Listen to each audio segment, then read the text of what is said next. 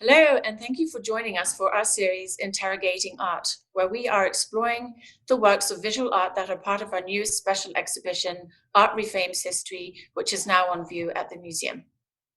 I'm Nicola Longford, CEO of the Sixth Floor Museum at Dealey Plaza, and I'm joined today by Charles Wylie, Curator of Photography and New Media at the Santa Barbara Museum of Art. Charlie, thanks so much for joining us. My absolute pleasure. Thank you for inviting me. Can you talk about how artists adapt or reinterpret historic photographs to make new works of art? And of course, Andy Warhol, whose work is included in the installation, is well known for this, but there are many other artists who've also explored this practice. Yes, well, the Warhol, the Flash portfolio is extremely important in terms of his career, in that it was a response to one of the tragedies of his era. And the historical content of it is apparent in the use of photography, not that he took, but that he found in the environment around him, in the visual environment around him. And this is an interesting and crucial change, actually, to the landscape of art in the post-war era, particularly in the mid to late 1950s and early 1960s, when artists were actually responding not so much to nature, but to culture in a way, and how people like Warhol were using extant visual imagery, things that already existed in the culture, to create their work. So at that time, of course, television was in the ascendant, and advertising and all sorts of commercial imagery were coming to the fore, to sell you things, to entertain you, to enlighten you. And so someone like Warhol, and just previously and concurrently, Rauschenberg and Johns in New York were investigating this as well. So in terms of how this came about, when it came about, a lot of artists were looking at this in the late 1950s and recognizing the power of the ascendant media.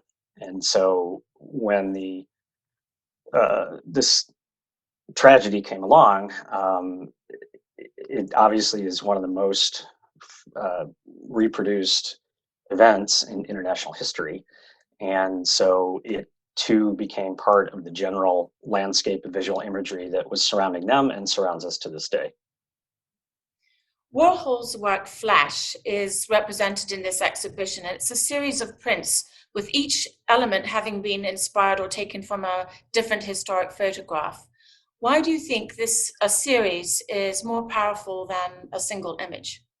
Well, I think the film of the assassination is a sequence of images, and I think that also in terms of a narrative, if you think about how imagery has been used to tell stories throughout history, not one single image is used a lot of times. In fact, fresco cycles and other kinds of murals that are depicting various and sundry activities, historical activities.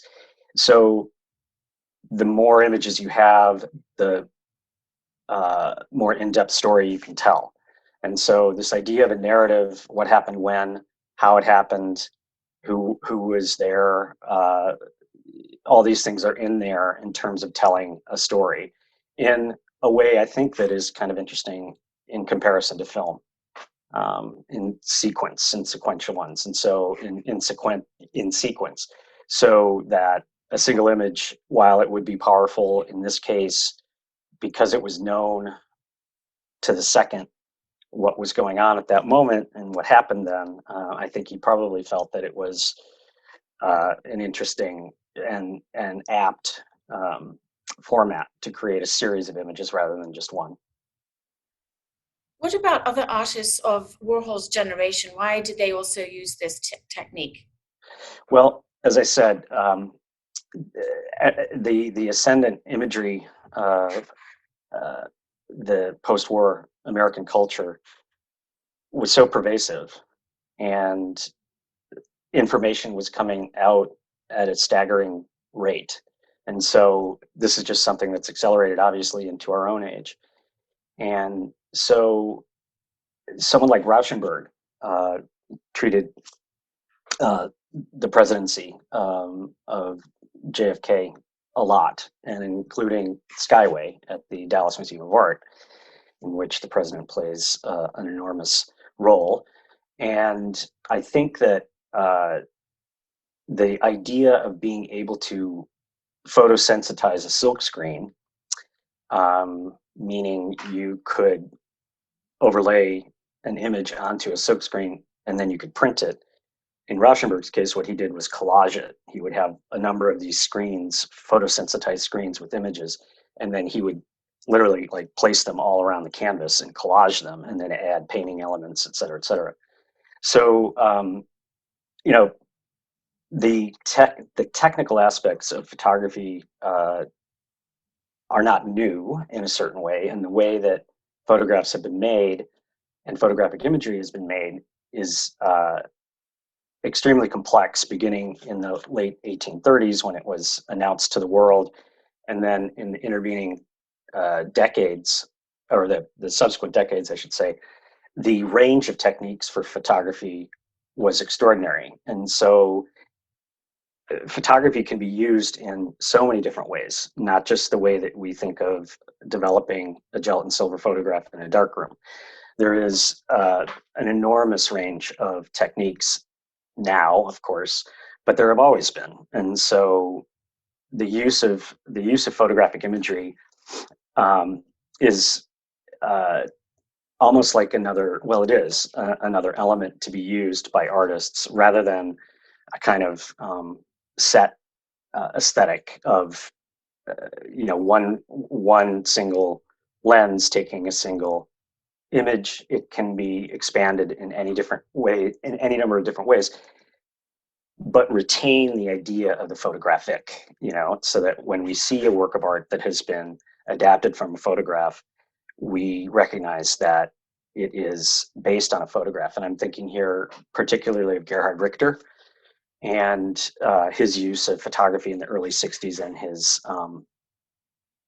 his photo paintings, as they've been come to be called. And anyone who knows my career at the DMA, I did a lot with Richter, and the collection is very deep in his work, in both paintings, prints, and objects. And arguably his entire, well, one could say a lot of his work is centered on the notion of the photograph and the photographic. There are many noted artists that have used examples from historic photographs, and now today contemporary photojournalism is incorporated into many new works, and Shepard Fairey is an example. These are of the moment images that are now put into some artwork. Can you speak a little bit about that? Contemporary artists' use of photography is interesting in terms of certain images themselves, but there's also a strain of constructed photography, and not so much based on actual historical photographs and recreations, although that is happens as well, but work that takes its inspiration from photographs and things that we know we've seen but we can't pinpoint. And I'm thinking someone like Cindy Sherman with her film stills, Untitled Film Stills, and Lorna Simpson, who uses ideas of film and sets and costumes. Someone like Gregory Crutzen, who recreates scenarios, and an artist I'm interested in right now, Genevieve Gaignard, who also works with this idea of film and things we think we've seen before, but using photographs to create fictions. And so there's this wonderful back and forth between our trust in what a photograph is, and that we are kind of willing to look at it and think this is the truth. But in fact, these are constructed photographs, and this calls into question not only the veracity of photography, but interpretation as well. And so when you see the same person in all these different kinds of scenarios, or something that has been constructed, it's fascinating, and it gets back to what I was saying about the uses of photography and how flexible it can actually be. And to my mind, in terms of painting, someone like Gary Simmons does a lot of really interesting work with extant imagery, um, film, and cartoons. And again, that's another idea of mass media notions of how powerful the mass media is. And Gary interrogates ideas of stereotype and African American stereotypes. And it's extremely powerful work because we recognize that what we are seeing. And this comes from, again, going back to this idea of the photographic, but media in general, and how inundated we are and how conditioned we are in many ways. And I think that it's interesting. Your title is Interrogating Art, and so many of these artists actually interrogate the idea of what it is when we see an image, And I think that with the idea that we are more sensitized to this, we always have to somewhat be on our guard to look at images and decide for ourselves what it is we are seeing. And I think that is one of the things that postmodern artists of the pictures generation begin to, in the late 70s, begin to actually highlight this, and the notion of constructed photography and what is built into a belief system of a photograph, like what's behind what it is we're seeing, what power structures, who's being portrayed, how are they portrayed, who's doing the portraying. So I think that this is central to how we're living right now too, and being able to think critically and understand what it is that goes into a lot of what it is we see. Well, back to Andy Warhol, he was notorious for adapting his photographs for his own purposes. And we have two artists, Piet Wessing and Alexander Cao, who have both manipulated very iconic images of President Kennedy.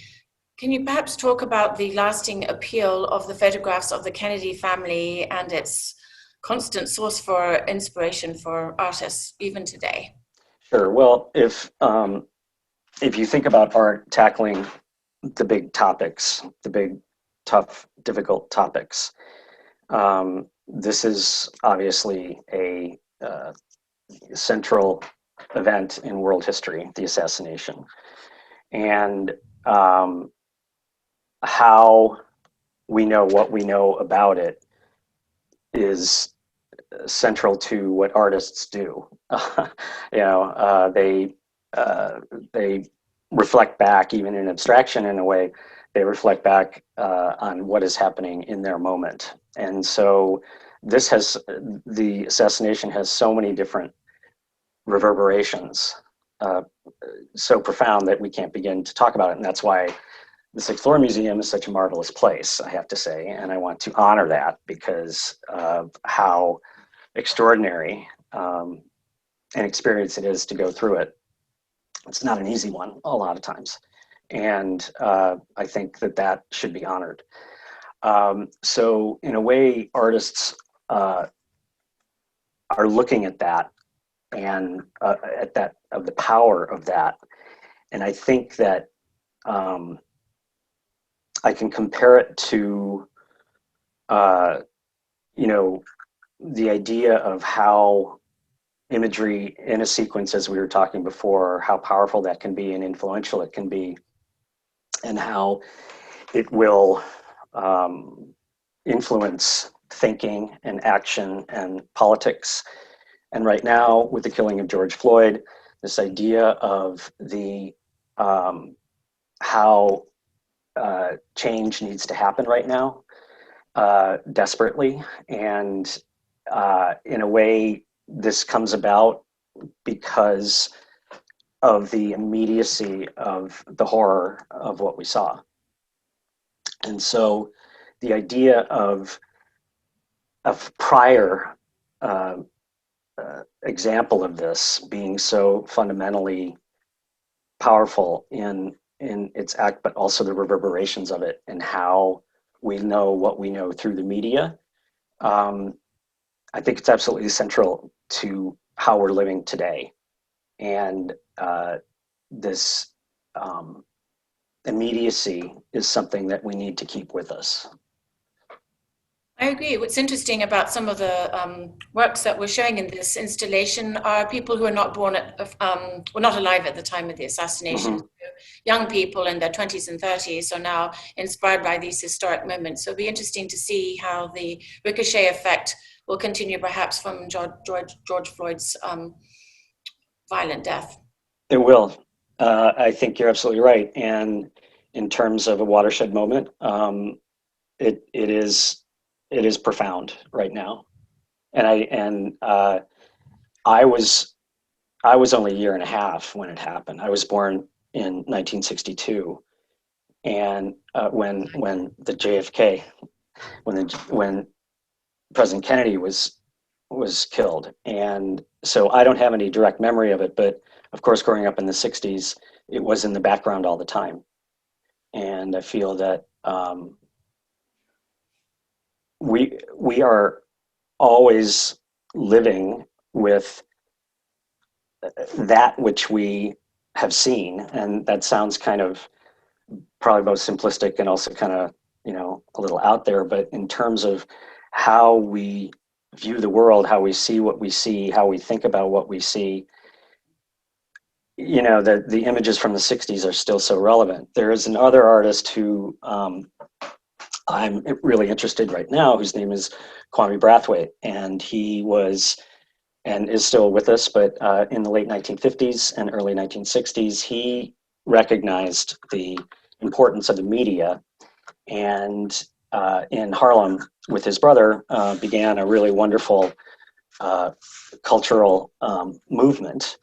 And it was very broadly based with art and music and fashion and other kinds of performance. And they are responsible for the term Black is Beautiful. And what is really marvelous about his career is that he went to he studied design and photography, and he's a marvelous photographer. But at that moment, in the mid to late 1950s, he, along with Warhol and Rauschenberg and others, understood what the power of photography was going to be. And in his case, he wanted to create a new social, cultural, and political identity for African Americans. And the career is absolutely spectacular. And it's marvelous because it is parallel in time to what is going on at this moment, and yet retains its relevance. Well, Charlie, thank you so much for providing a vibrant lens through which to examine for our viewers our installation. Thank you so much, and it's been wonderful talking with you. Thank you so much. I am very happy to have done this, and happy to say hello to all my friends in Dallas and whoever else is tuning in. So okay. For everybody who's watching, Art Reframes History will be on view at the 6th Floor Museum through the spring of 2021, and we hope that you'll come and visit us in person and also watch the other segments that are part of this series. And Charlie, again, thank you so much. Thank you, Nicola.